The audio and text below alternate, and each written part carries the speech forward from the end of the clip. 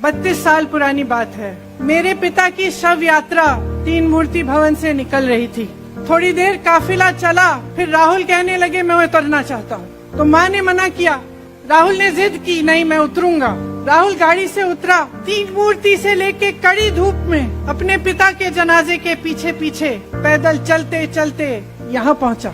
मेरे पिता का शव इस तिरंगे झंडे में लपेटा गया था। उस शहीद पिता का अपमान भरी संसद में किया जाता है। उस शहीद के बेटे को आप देशद्रोही कहते हैं। आपके प्रधानमंत्री भरी संसद में खड़े होकर कहते हैं कि ये परिवार नेहरू नाम को इस्तेमाल क्यों नहीं करता।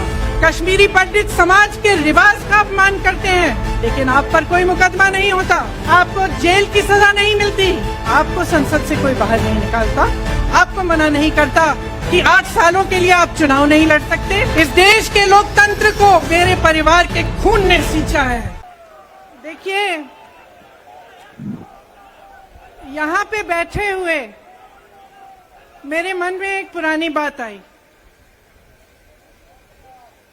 32 साल पुरानी बात है। मई 1991 की बात है। मेरे पिता की शव यात्रा तीन मूर्ति भवन से निकल रही थी। अपनी मां के साथ और अपने भाई के साथ हम एक गाड़ी में बैठे थे। सामने भारतीय सेना की एक ट्रक थी, फूलों से लदी हुई थी। उसके ऊपर मेरे पिताजी का शव था। थोड़ी देर काफिला चला, 5-10 मिनट चला, फिर राहुल कहने लगे मैं उतरना चाहता हूं। तो मां ने मना किया। उस समय सुरक्षा का भी बहुत वो था, तो मां ने कहा नहीं तुम उतर नहीं सकते। राहुल ने जिद की, नहीं मैं उतरूंगा। मैंने मां से कहा मां उतरने दो। राहुल गाड़ी से उतरा। उस सेना की ट्रक के पीछे खड़ा होके चलने लगा और तीन मूर्ति से लेके कड़ी धूप में अपने पिता के जनाजे के पीछे पीछे पैदल चलते चलते चलते चलते यहां पहुंचा। इस जगह से कुछ 400-500 गज दूर यहां पर मेरे शहीद पिता के अंतिम संस्कार मेरे भाई ने किए।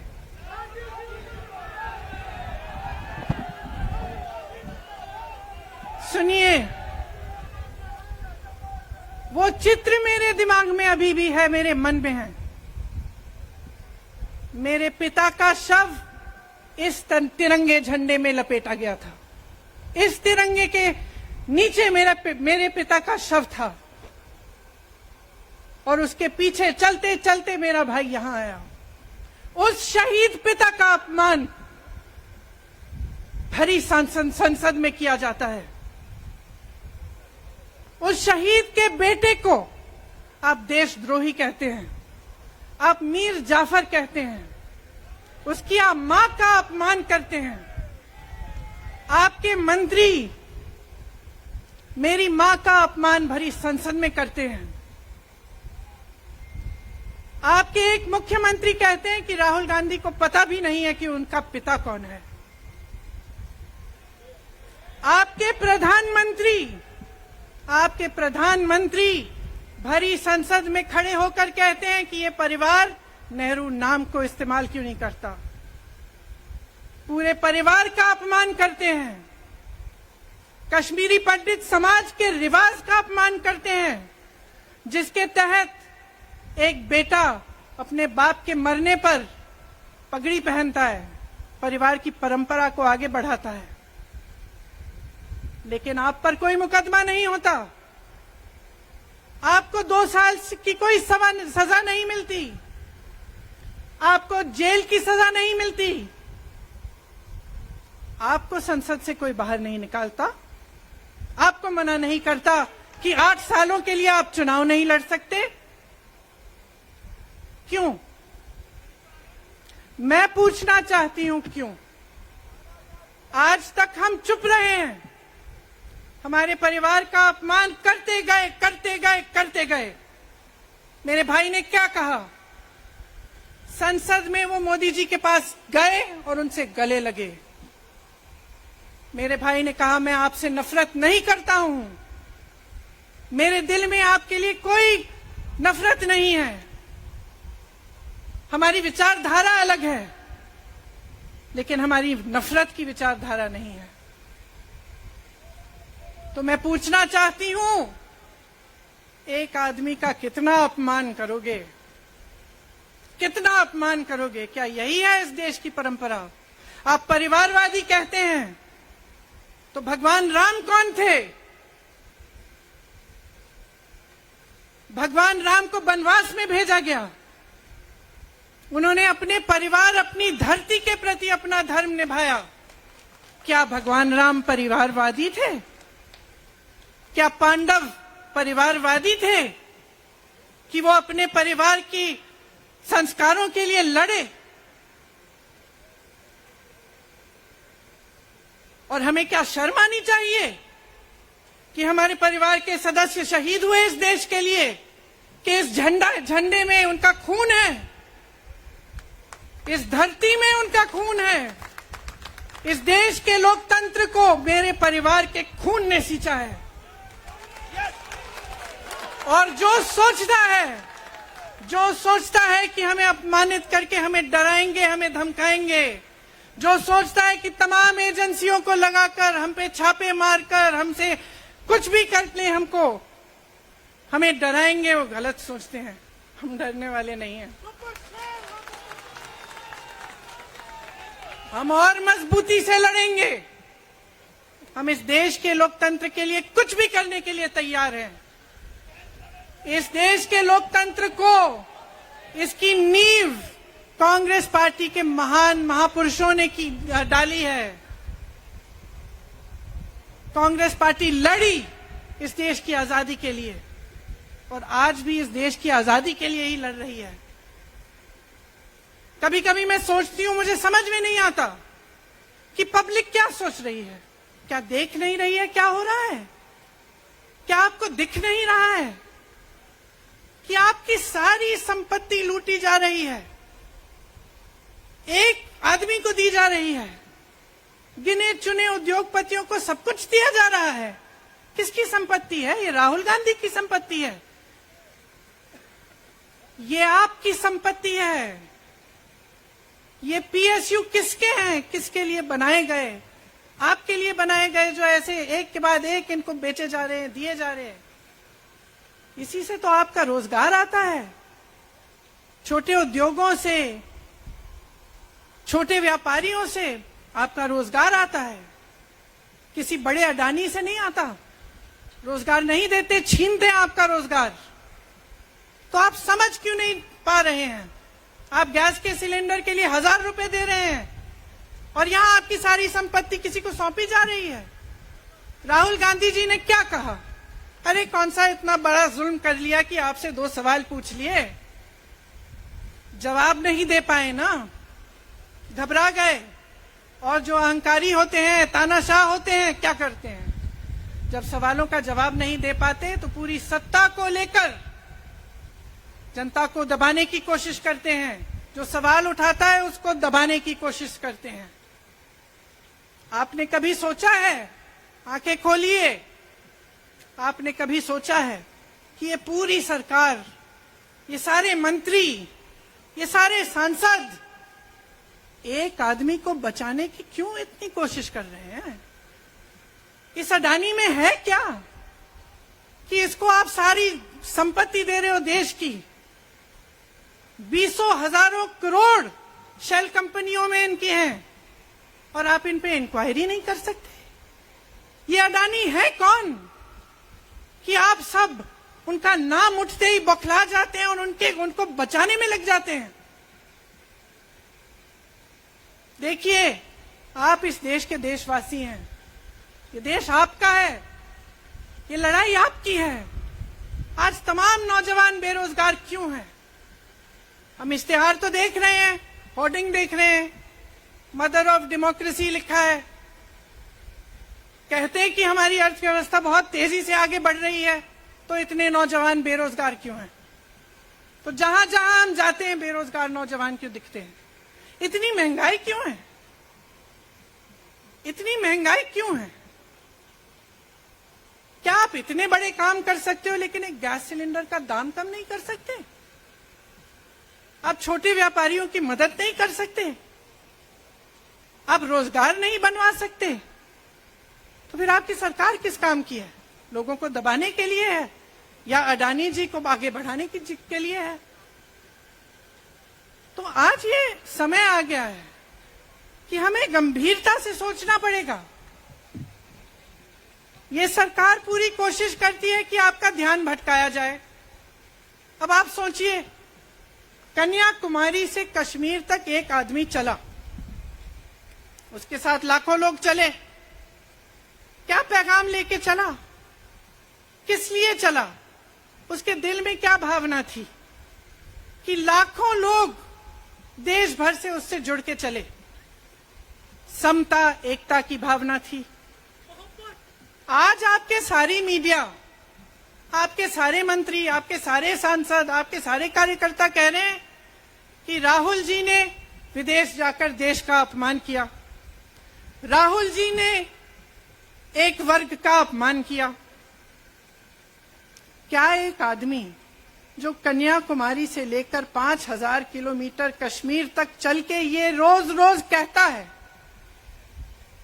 कि इस देश को एक होना चाहिए, सबको समान दृष्टि से देखना चाहिए, क्या ये आदमी देश का अपमान कर सकता है?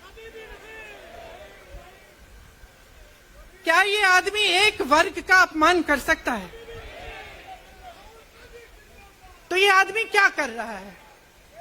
ये आपकी आवाज उठा रहा है। ये क्या कह रहा है? कह रहा है कि गरीबों को अपना हक दो, नौजवानों को अपना हक दो, महिलाओं को अपना हक दो। यही तो कह रहा है। और हक क्या है? हक ये है कि जो आपका है वो आपके हाथों में जाना चाहिए, किसी बड़े उद्योगपति के हाथ में नहीं जो प्रधानमंत्री जी के मित्र हैं। ये है आपका हक। उसी हक की लड़ाई लड़ रहा है। तो आप समझिए, ये एक इंसान की बात नहीं है, ये एक राहुल गांधी की बात नहीं है, ये पूरे देश की बात है। जब हम कहते हैं लोकतंत्र को बचाना है, तो हम किस बात को बचाने की कह रहे हैं? क्या कह रहे हैं हम? लोकतंत्र क्या होता है? खुल के जवाब मांगो, सवाल उठाओ। यही तो लोकतंत्र है कि आपको कोई आपत्ति है, कोई समस्या है, आप किसी के पास जाकर अपना हक मांग सकते हैं। आप कह सकते हैं भाई हमारे लिए ये क्यों नहीं किया, इतनी महंगाई क्यों है, हमारे लिए रोजगार क्यों नहीं बनाए। लेकिन आज यही हक आपसे छीना जा रहा है और आपका ध्यान इधर उधर भटकाया जाता है और इतनी चीजों को फैलाया जाता है जो सच नहीं है, झूठों को फैलाया जाता है। आप सोचिए, राहुल गांधी दुनिया के सबसे बड़े जो शिक्षा के संस्थान है वहां से पढ़ के आए हैं। हार्वर्ड और कैम्ब्रिज की उनकी डिग्री है। कैम्ब्रिज से उन्होंने इकोनॉमिक्स में मास्टर्स डिग्री, एमफिल डिग्री उनको मिली। आप उसको पप्पू बनाते हैं। पूरे देश भर में आपकी सहायता के साथ मेरे मीडिया के दोस्तों, डिग्री आपने देखी नहीं, सच्चाई आपने देखा नहीं, उनको पप्पू बना दिया। फिर पता चला कि ये पप्पू तो यात्रा में निकल आया और पता चला कि ये तो पप्पू है ही नहीं। इसके साथ तो लाखों लोग चल रहे हैं। ये ईमानदार भी है, ये सब बातों को समझता भी है, ये जनता के बीच जा रहा है, जनता की समस्याओं को सुन रहा है, तो जनता इसके साथ चली जा रही है। तो घबरा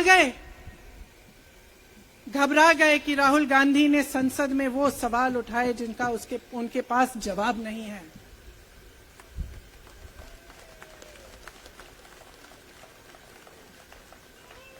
क्या किया सुन लीजिए। एक तरफ से हंसी भी आती है कि एक आदमी को रोकने के लिए इतना सारा करना पड़ा। जिस आदमी ने राहुल जी के खिलाफ सूरत में कंप्लेंट लगाई, आपको मालूम है कि पिछले साल उसने खुद कचहरी में जाके बोला इस पे आप स्टे लगा दीजिए। 1 साल के लिए अपने ही केस पे स्टे लगवाया। फिर वापस कब गए केस खुलवाने के लिए? राहुल गांधी के संसद में अडानी पे के भाषण देने के 1 हफ्ते बाद। 1 हफ्ते बाद वो आदमी वापस जाता है, कहता है केस खोल दी, सुन लीजिए अब हम तैयार हैं। 1 महीने के अंदर अंदर जज कह देते हैं कि राहुल गांधी को 2 साल की सजा मिलेगी। आपने देखा इस देश में कितने केस हैं कि जेल में 10 साल के लिए पड़े रहते हैं, उनकी सुनवाई नहीं होती। ये तो सुनवाई भी फट से हो गई, जजमेंट भी फट से हो गई, सजा भी फट से हो गई। और आपने कह दिया अगले दिन कि 8 सालों के लिए ये चुनाव नहीं लड़ सकते, संसद से बाहर कर देंगे इनको। वाह वाह वाह वाह वाह वाह, बहुत धैर्य है आप में। अरे कायर हैं, कायर है इस देश का प्रधानमंत्री। लगा दो केस मुझ पर, लगा दो केस मुझ पर, जेल ले जाओ मुझे भी, लेकिन सच्चाई ये है कि इस देश का प्रधानमंत्री कायर है।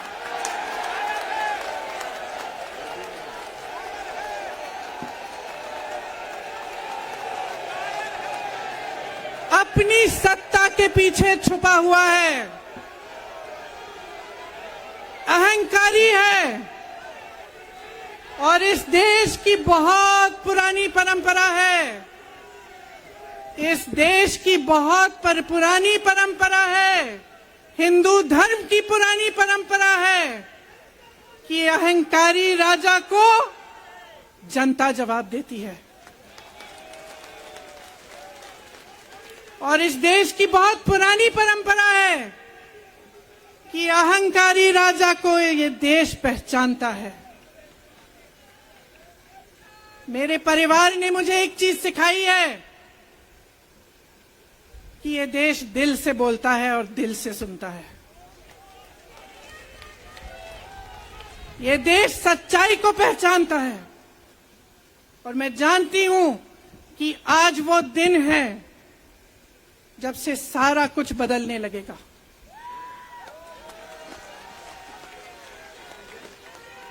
मेरे मीडिया के साथियों, मैं आपसे कहना चाहती हूं, बहुत हो गया है, बहुत हो गया है। मैं जानती हूं आप पर कितना दबाव है। मैं जानती हूं कि आपको लाइन भेजी जाती है कि आज आपको ये कहना है, आज आपको ये लिखना है। लेकिन आपकी एक बहुत बड़ी जिम्मेदारी है। आज लोकतंत्र खतरे में है।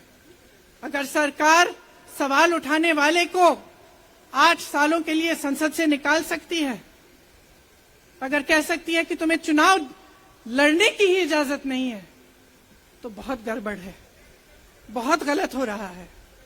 और ये लोकतंत्र के लिए ठीक नहीं है, ये इस देश के लिए ठीक नहीं है। जब आप पत्रकार बने, शुरू में जब आप काम के लिए आए, तो आपके दिल में भी ये होगी बात कि देश के लिए मैं सच्चाई बोलूंगा, मैं सच्चाई बोलूंगी।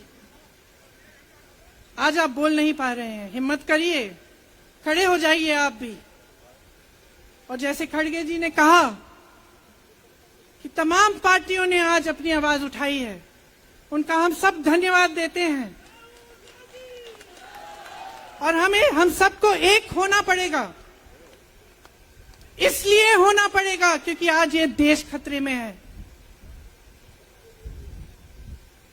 आज इस देश की सारी संपत्ति एक आदमी को सौंपी जा रही है और उस आदमी को बचाने के लिए पूरी सरकार खड़ी हो जाती है।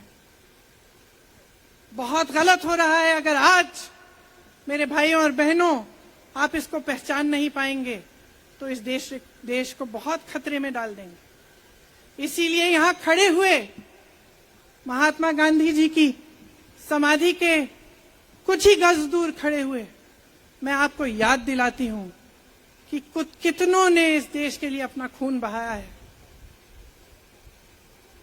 कितनों ने इस देश की धरती, इस देश की आजादी के लिए अपना खून बहाया है। ये अफसर हैं यहाँ तैनात खड़े हैं, इसी तरह से इनके भाई सरहद पे खड़े होते हैं हमारे लिए, आज भी अपना खून बहा रहे हैं। क्या इसके लिए? क्या अडानी जी के लिए? कि अपने देश के किसान के लिए, अपने देश के गरीब के लिए, अपने देश के छोटे व्यापारियों के लिए, महिलाओं के लिए, अपने बच्चों के भविष्य के लिए हम सब अपनी जान देने के लिए तैयार हैं। तो मैं आपसे आग्रह करती हूं, मेरे देशवासियों, आंखें खोल लो, समय आ गया है, डरो मत।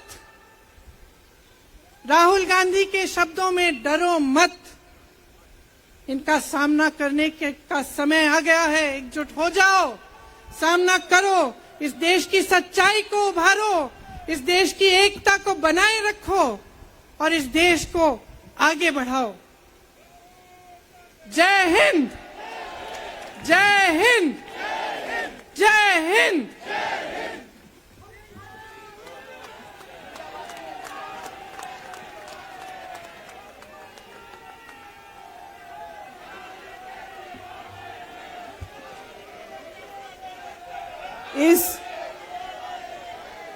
इस बहुत ही इनकलाबी